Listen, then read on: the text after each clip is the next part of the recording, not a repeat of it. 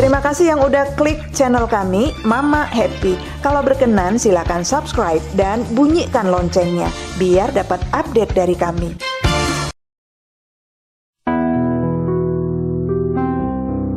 Assalamualaikum. Halo Mak. Kali ini kisah tentang SS, perempuan 40 tahun yang saat ini harus dirantai kaki dan tangannya oleh orang tuanya. Jika tidak, dia tidak hanya membahayakan orang lain, tapi juga membahayakan dirinya sendiri. Seperti apa kisahnya? Mari kita saksikan.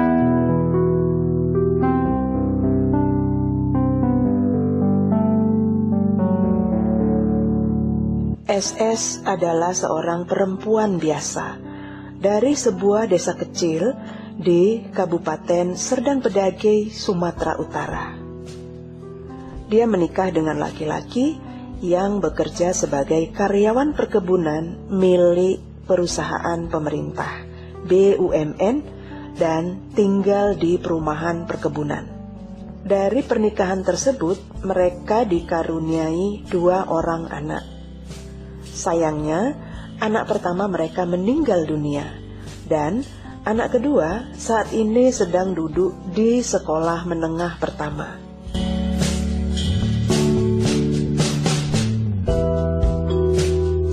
Nasib malang menimpa SS. Setelah kehilangan anak pertamanya meninggal dunia, SS juga harus kehilangan suaminya. Karena suaminya juga meninggal akibat sakit kanker tenggorokan yang dideritanya. Setelah suaminya meninggal dunia, SS tidak bisa lagi tinggal di perumahan milik perkebunan. Maka ia pulang ke kampung halamannya dengan membawa uang santunan dari perkebunan tempat suaminya bekerja. Dengan uang tersebut, SS membangun sebuah rumah di sebelah rumah ibunya di kampung. Ayahnya sudah lama meninggal dunia.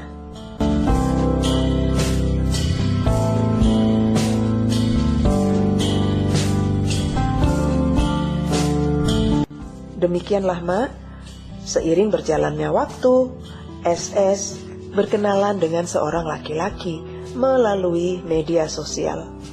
Mereka akhirnya memutuskan untuk menikah. Maka SS menikah untuk yang kedua kalinya. Sementara anak SS dengan suami pertamanya diambil, diasuh oleh orang tua almarhum suaminya.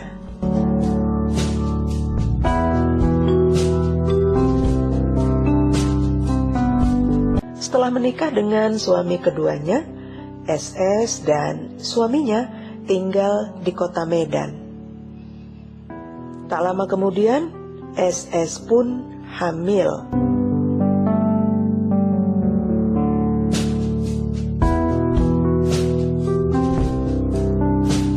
Suatu hari, ketika memasuki usia kandungan 6 bulan, SS tiba-tiba mengalami demam, badannya panas tinggi sekali. SS dilarikan ke rumah sakit. Setelah diperiksa dokter, ternyata bayi dalam kandungan SS sudah meninggal lebih dari 3 hari yang lalu. Sehingga SS harus dioperasi. Suaminya menyetujui operasi demi menyelamatkan SS. Tetapi pasca operasi, SS mengalami koma selama 3 bulan. Entah apa yang terjadi. Baik suaminya maupun keluarga SS tidak mengerti apa yang sedang terjadi. Mereka hanya pasrah. Dokter hanya memberikan keterangan bahwa jika suatu hari nanti SS sadar, maka tingkah laku SS seperti anak kecil. Karena ada beberapa urat syaraf SS yang putus. Tentu saja keluarga panik, bingung dan sedih mendengar keterangan dari dokter, namun tidak dapat berbuat apa-apa.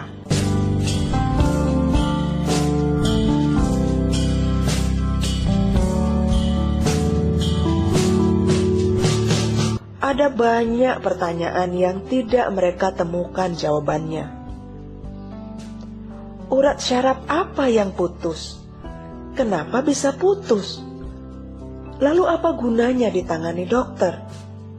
Apa hubungannya kehamilan, lalu bayi meninggal dalam rahim, kemudian dioperasi, dan syaraf putus? Semua pertanyaan itu tidak ada jawabannya. Mereka tidak mendapatkan jawaban yang memuaskan.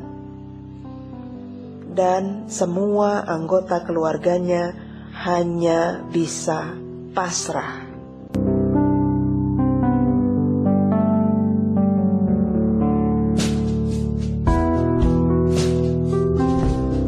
Demikianlah, Mak, setelah koma selama 3 bulan, akhirnya SS sadar dari komanya.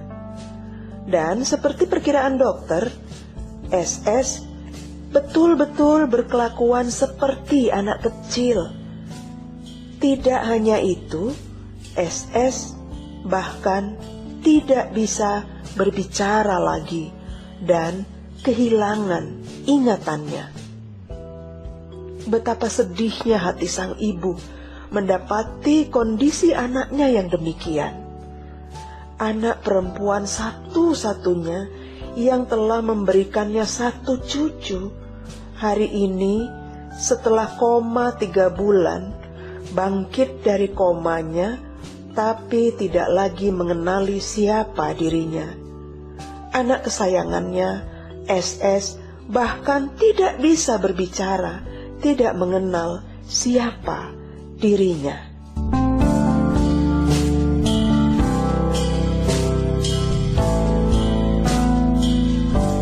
Sepanjang hari, ibu SS menangis terseduh-seduh.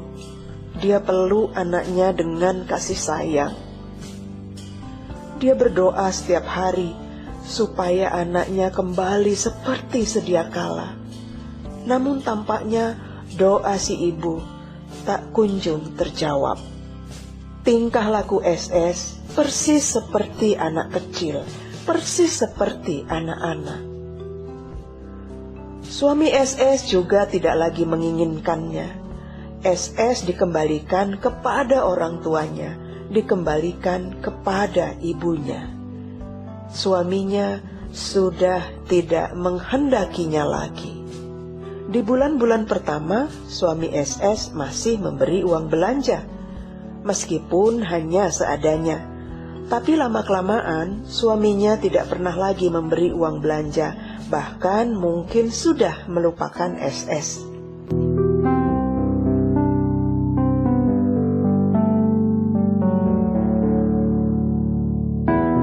Kondisi SS semakin memprihatinkan. Dia tidak bisa lagi dibiarkan sendirian, sebab SS akan berjalan ke sana kemari tanpa tujuan, merusak barang-barang yang ia temukan, menakuti anak-anak, tertawa-tawa sendirian, atau kadang menangis sendirian, bernyanyi-nyanyi sendirian, atau menyakiti dirinya sendiri.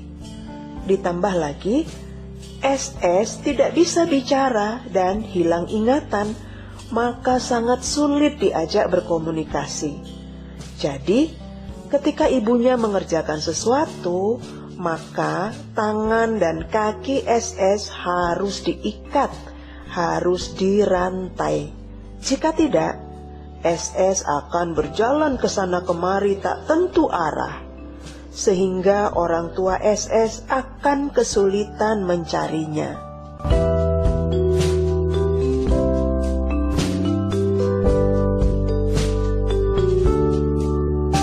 Belakangan, SS sering menjadi objek mainan anak-anak kampung.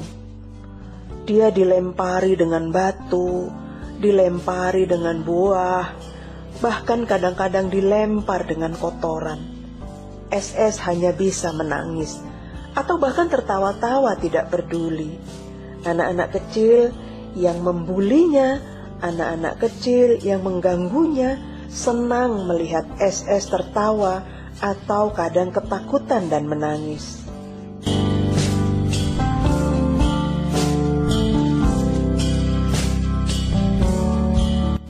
Sudah sering SS ditinggal sendirian di rumah dan ibunya lupa mengikat kaki dan tangannya. Maka SS memporak-porandakan seisi rumah. Pernah suatu ketika SS nyaris saja masuk ke dalam sumur dan membahayakan dirinya sendiri. Maka sejak saat itu ibunya tidak berani lagi membiarkan SS tidak terikat kaki dan tangannya, meskipun sedang berada di dalam rumah. Sejak saat itu, dalam kondisi apapun, kaki dan tangan SS harus selalu dalam kondisi terikat.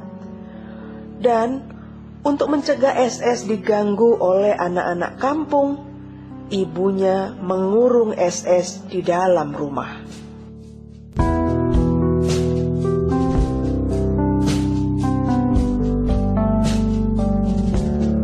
Setiap hari, ibu SS sangat bersedih melihat nasib anaknya yang demikian. Menurut dokter, penyakitnya sudah tidak bisa disembuhkan, kecuali ada keajaiban. Karena harus menjaga SS, akhirnya ibunya yang orang tua tunggal kesulitan mengerjakan hal lainnya. Maka untuk menutupi biaya hidup mereka, ibu SS terpaksa menyewakan rumahnya dan tinggal di rumah SS yang dulu dibangun dari uang santunan suami pertamanya. Sampai saat ini, SS dan ibunya hidup dengan mengharapkan belas kasihan dari tetangga kanan kiri rumahnya. Sambil terus berdoa, semoga Tuhan memberi keajaiban. Ibu SS tetap merawat SS dengan penuh kasih sayang, mengasihi, menyayangi, dan terus saja berdoa kepada Tuhan. Semoga suatu saat Tuhan memberi kesembuhan.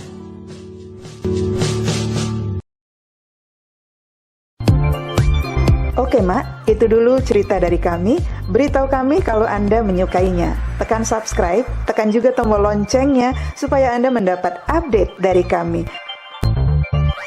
Kalau ada cerita menarik yang ingin Anda bagikan, hubungi kami dan kami akan mengisahkannya untuk Anda semua. Terima kasih.